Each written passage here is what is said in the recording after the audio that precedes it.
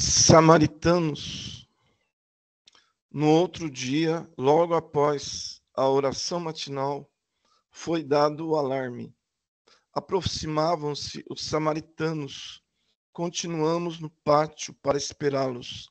O portão foi aberto e eles entraram. Vieram em veículos que não há como descrever. Não há condições de transmitir situações idênticas, porque não são iguais nos dois planos de vida. Só posso transmitir semelhanças de estados psíquico-espiritual. Podem haver semelhanças visuais, mas não fatos iguais no conteúdo externo e interno. Ficamos a observá-los, menos Joaquim, que foi ajudá-los. Samaritanos são os trabalhadores do posto que saem pelo umbral a socorrer os que querem auxílio. Estavam vestidos para melhor trabalhar, de botas altas e capas com gorro de tonalidades do bege ao marrom claro, como as que usamos para atravessar o umbral. Os socorridos estavam seminus e os poucos vestidos tinham suas roupas sujas e em farrapos. Apiedamo-nos. Estavam sujos, com cabelos e unhas grandes. Uns falavam, outros permaneciam como múmias. Não se mexiam, embora estivessem com os olhos abertos e aterrorizados. Muitos gemiam tristemente. Por um instante entristeci. Ver aqueles irmãos daquela forma era comovedor. Nunca pensei em ver tanto sofrimento. Muitos apresentavam sinais de torturas. Ficamos em silêncio. Parece que por momentos não tivemos vontade de falar. A cena nos comoveu. Uma senhora socorrida, ao ver uma das trabalhadoras, exclamou: "Um anjo! Você é um anjo! Socorra-me, pelo amor de Deus!" Os socorridos foram levados para uma enfermaria própria, especial, para serem limpos e alimentados. Depois seriam encaminhados para as enfermarias e separados conforme seu estado. "Por favor, deixe-me ficar com ela." Um homem segurava a mão de uma mulher que dormia em pesadelo. "Providenciarei para ficarem juntos, obrigado." Um samaritano respondeu. Guilherme confirmou o pedido. Ficariam juntos. Normalmente, pelos seus estados, seriam separados. Mas aqueles dois estavam unidos, e o homem, em estado melhor, se preocupava com a mulher em condições piores. Notava-se que se amavam. Ainda bem que ficamos juntos, pensei. O grupo de samaritanos era formado por 2 mulheres e 6 homens. Cumprimentaram-nos, sorrindo, e foram guardar os veículos. Em seguida, esses trabalhadores iriam alimentar-se e descansar. Aproximamo-nos, admirando sua coragem e abnegação. Indaguei a um deles: "Gosta desse trabalho? Faz isto há quanto tempo?" "Amo ir à procura dos que pedem auxílio em nome de Deus. Fui socorrido por uma caravana como esta há 15 anos neste posto, e há 5 anos estou nesse trabalho." "Como se sente a senhora, sendo mulher, num trabalho que exige tanta coragem?" indagou o nosso distraído.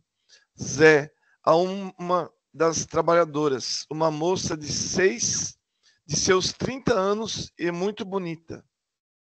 "Não existe no plano espiritual trabalho só para homens ou mulheres. Aqui somos criaturas de Deus. Gosto do que faço. Cada vez que regresso ao posto com irmãos sofredores, é alegria para meu coração." A caravana trouxe 21 socorridos. Esses trabalhadores ficam dias pelo umbral, vão a todos os lugares onde há necessitados, socorrendo sempre muitos irmãos. O tempo de permanência no posto varia de 2 a 3 dias. Nesse tempo, fazem planos, traçam rotas para o próximo socorro. Logo depois de os socorridos terem sido recolhidos, a torre deu o alarme. O som deste é uma campainha suave. Há 4 modos de dar o alarme: 3 curtos, como foram dados para os samaritanos. Aproxima-se diligência do bem. Um toque suave e longo significa aproximação de irmãos ignorantes. Outro toque mais alto é para alertar sobre ataques, o que tem um som diferente. Avisa que o posto está para ser atacado por muitos espíritos. Nada de escândalos, tudo é tranquilo, porém o som é ouvido até onde estão as pessoas que necessitam ser alertadas. A campainha não toca nas enfermarias. O guarda da torre nos disse que se aproximava um grupo de 10 irmãos trevosos. Esperemos para ver o que querem, disse Guilherme. Novamente, o guarda disse que o grupo havia parado a alguns metros. Logo, escutamos gritos. Que gritam? Indagou Luísa, dizem Valéria. Acho que é Venâncio, disse Gemes. Um dos socorridos saiu do pátio desesperado. É Valêncio, explicou um samaritano. O homem estava em horrível estado. Fora torturado e se mostrava muito machucado. Os sinais de tortura marcaram-lhe todo o corpo. Guilherme e um dos trabalhadores o pegaram, levando-o novamente para dentro. Frederico nos explicou. Este socorrido estava sendo torturado por esse grupo. Arrependeu-se e pediu a tempo auxílio em nome de Deus. Desta vez, os socorristas o trouxeram e seus carrascos vieram atrás dele. Vão levá-lo agora para uma câmara onde não escutará esses chamados. Que será que ele fez para ser tratado assim? Indagou Glória com piedade. Infeliz de quem faz maldades, porque nem sempre quem as recebe perdoa. Chega um dia em que a morte faz com que se encontrem. Certamente o torturaram por vingança, esclareceu Frederico. Se eles gritassem meu nome, ficaria como ele. Desesperada? Perguntei, impressionada. Frederico sorriu e disse, certamente que não.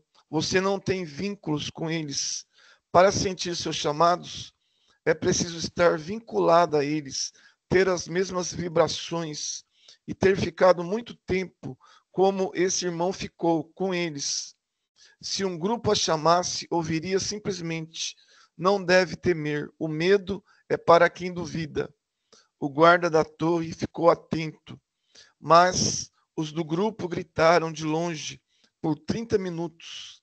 Não tendo resultado, resolveram ir embora. E se atacassem? Perguntou Luísa, preocupada. Teríamos que nos defender com raios elétricos, respondeu Guilherme, tranquilo. O que presenciamos aqui acontece sempre, indagou Ivo.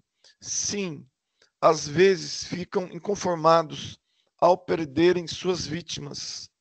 Alguns, como esses, só os chamam, outros nos atacam.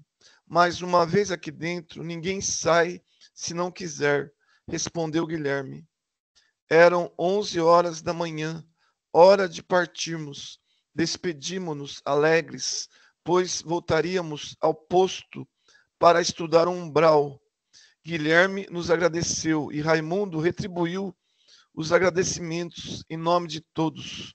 Saímos pelo portão e em fila. Iríamos a pé até o Caridade Luz.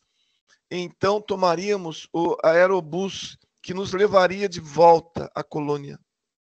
No umbral estava frio, mas não percebíamos. Como já disse, aprendemos a neutralizar a temperatura exterior, mas sentia-se um pouco sufocada. Fiquei bem perto do Flor Azul, que continuava tranquilo. Confesso que o umbral me dá medo. Ler ou ver em filmes é uma coisa, mas lá pessoalmente é outra. Nada tem de bonito ou agradável. Voltamos sem problemas. Quando chegamos ao abrigo Caridade e Luz, foi um alívio. Só paramos lá para pegarmos o aerobus. Estava cansada e a condução veio em boa hora. Que gostoso é estar na colônia. Chegamos à noite e fomos direto para nosso alojamento, onde nos alimentamos e descansamos. Gostava de anotar tudo o que via, e era nessas horas de descanso que o fazia. Depois de ter anotado, dormi algumas horas. No outro dia, cedinho, tivemos a aula de conclusão. As perguntas foram muitas. Os trabalhadores do posto recebem bônus hora e os samaritanos ganham mais? Indagou Cecília. Violetas na janela, o desencarnado que não sabe neutralizar a temperatura exterior sente frio e calor. É fácil aprender. Estudei o assunto no curso de alimentação que fiz na colônia e transcrevi no livro Violetas na Janela. O desencarnado que não sabe neutralizar a temperatura exterior sente frio e calor. Raimundo foi o escalado para responder. Para todos são contadas as horas de trabalho. Recebem bônus horas os que querem e precisam. No trabalho que querem mais esforço e se despende mais energias, recebem dobrado e às vezes triplicado, como o dos samaritanos. Os samaritanos são atacados? Quis saber Glória. Esses trabalhadores são chamados de muitas formas, missionários, emissários, etc. São atacados muitas vezes, saem sempre pelas regiões do umbral e às vezes ficam no posto somente por horas. Rara é a excursão em que não são atacados. Nossos amigos não são intimidados com isso. Possuem redes de proteção e estão sempre com os lança-raios, aparelhos de defesa pequenos. São espertos e se saem sempre bem, porque não estão a fim de brigas e por isso impõem respeito. São heróis, que trabalho difícil, admiro-os. Eles têm folga, Marcela falou entusiasmada. Têm folga sim, e as passam como querem. Uns vêm à colônia, alguns visitam amigos, e outros ficam no posto. Eles percorrem todo o umbral? Perguntei. Sim, percorrem. Em cada excursão vão para uma parte do umbral. Vão em todas as cavernas, buracos, vales, enfim, por todos os lados. São experientes e conhecem todos os lugares do umbral nessa região. Eles vão também às cidades do umbral? Indagou James. Sim, vão. Algumas vezes pedem autorização para pegar alguns que querem socorro. Outras vezes, os samaritanos são vistos pelos habitantes das cidades do umbral, socorrendo alguns irmãos. Quando esses irmãos não são do interesse dos que lá moram, os samaritanos trabalham sem problemas. Mas quando eles querem socorrer alguém que interessa aos moradores da cidade do umbral, os samaritanos entram sem serem vistos.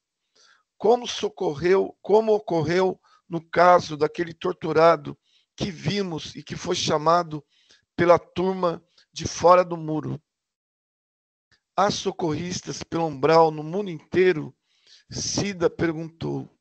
Sim, pelo umbral de toda a terra há socorristas que trabalham em nome de Jesus, auxiliando todos os que sofrem e clamam por ajuda. E esses socorristas nunca ficaram presos? Os espíritos ignorantes que gostam do umbral nunca prenderam alguns deles? Indagou Nair. Não tivemos notícias de acontecimentos desse tipo. Num aperto maior, eles podem mudar a vibração e tornar-se invisíveis para os outros. Resmunguei baixinho e Raimundo me disse: Patrícia, quer falar alguma coisa? Estou pensando, não quero nem trabalhar num posto de socorro, nem no umbral. Acho que não tenho jeito, mas admiro os que lá trabalham. Essas tarefas requerem pessoas com muito amor e caridade. Por isso, devemos respeitar esses trabalhadores e admirar o que fazem. Todos nós olhamos para Joaquim, que ficou encabulado. Aqueles que vimos nas enfermarias dos postos demoram para melhorar? Perguntou Cida, curiosa. Depende muito de cada um.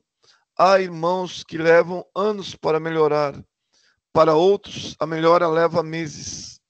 Existe socorrido que não gosta do posto? Indagou Ivo.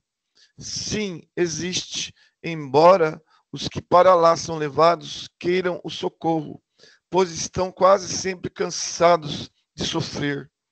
Estes são normalmente agradecidos. Não podemos levar irmãos que não estejam arrependidos e não queiram o socorro, porque eles acham tudo ruim.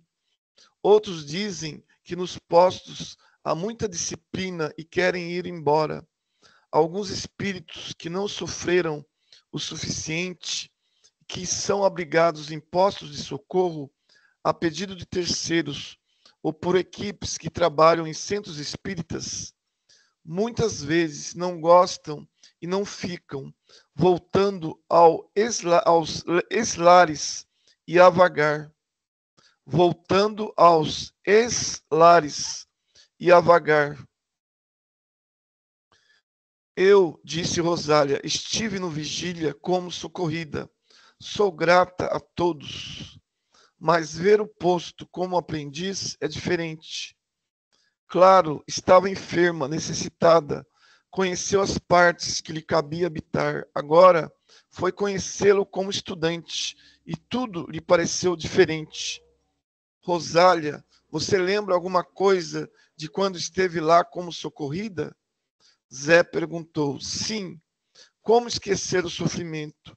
Era um farrapo humano, foi dolorido. O remorso é fogo a queimar.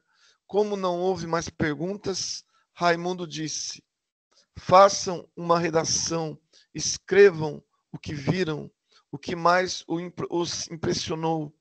Não é um trabalho obrigatório. Farão a redação só os que quiserem. Aqueles que têm dificuldades para escrever e preferem falar, contarão o que sentiram e do que gostaram. Alguns preferem ficar só escutando. Foram 15 a ler o que escreveram. Todos falaram dos samaritanos. Trocamos ideias. Ivo e Luiz disseram que após o curso irão trabalhar num posto do umbral.